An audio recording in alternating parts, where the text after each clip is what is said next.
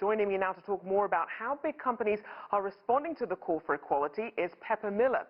She's a Black American subject matter expert and the author of Black Still Matters. Thank you for joining me.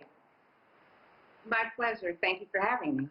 Now, I want to start with some of these big brands that are now fighting to prove that they're anti-racist, as well as pledging some of these investments in programs to promote change.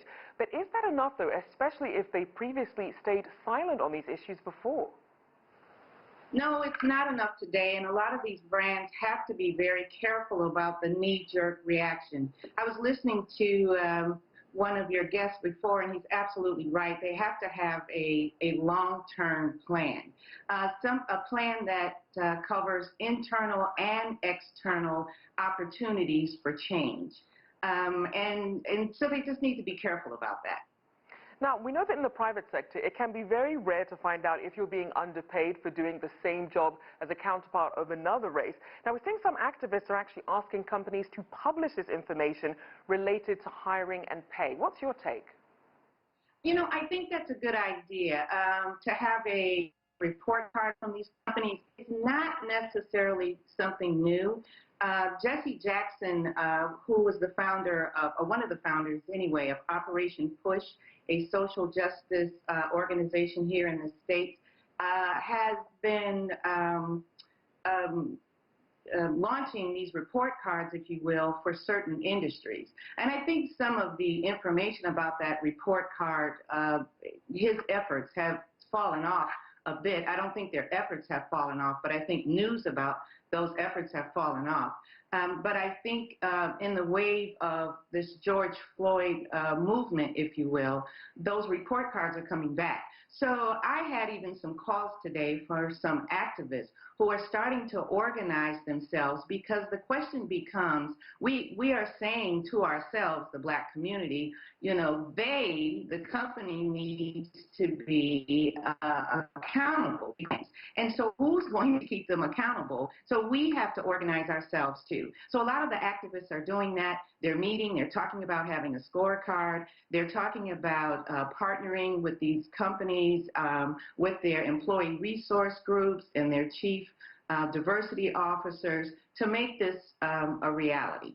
Now, we know that data can't always give you a full view of what's happening in workplace culture, whether it's things like microaggressions to opportunities or concessions given to some employees versus others. So other than hiring and salaries, how else can these big companies really be held accountable for their treatment of Black employees? So, you know, something as simple, it's really simple as taking a step back and being introspective and looking at and reviewing where they are. And Melody Hobson, who is the president of Ariel Capital, talks about being color brave and not color blind. And so that is taking a look around the room, for example, to see who's in the room, to review where you are and what you've been, you know, what you have been doing in the past. So if you're looking around the room and you don't see a lot of people that are different from you, that's a step in terms of inviting them in, inviting them to the table, inviting their voice to be heard, and then listening to them. Another thing that a lot of companies need to do is to release this idea of separating oneself as they go up the ladder. When an executive comes in, for example, and starts moving up, or a person in management starts moving up the ladder, there is an expectation that they have to distance themselves from their culture. We need to release that whole idea and that mindset around that. So I think those simple things like that is a start, and then as we said before, beginning to develop an internal and external plan. But this whole idea of being a lot more introspective about where you are and not being in denial and not being afraid. Right. There's another big, you know, water cooler, if you will, conversations that a lot of executives are having about losing something. There's this fear of loss, and that needs to be discussed, talked about, and eliminated as well.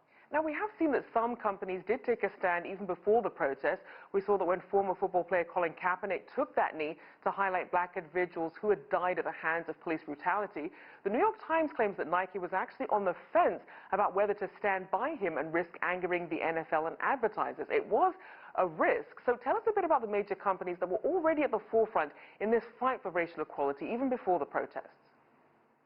So I love the work that Ben & Jerry's, an ice cream company, and a Unilever brand has been doing for years.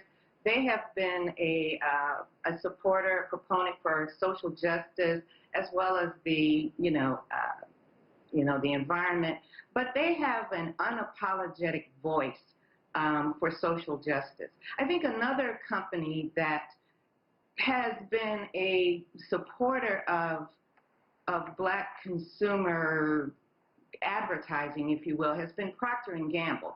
They stumbled a bit in the few years ago when they embraced this concept of total market, one message to reach all consumers, and they shifted a lot of their dollars from black agencies and media companies to mainstream agencies and media companies. But they have now seen the light and have created lots of messages under the direction of Mark Pritchard, who is the Chief Global Brand Officer for Procter & Gamble. They have wonderful videos like The Talk, which talks about how mothers have conversations with their children, generations of these mothers that have conversations with their children about race. Another video that they have is The Look, which shows how black men are looked upon and feared by society. And so Mark Pritchard pushes this white guy, he pushes these messages out, not only to the other industry people, but also to society as well.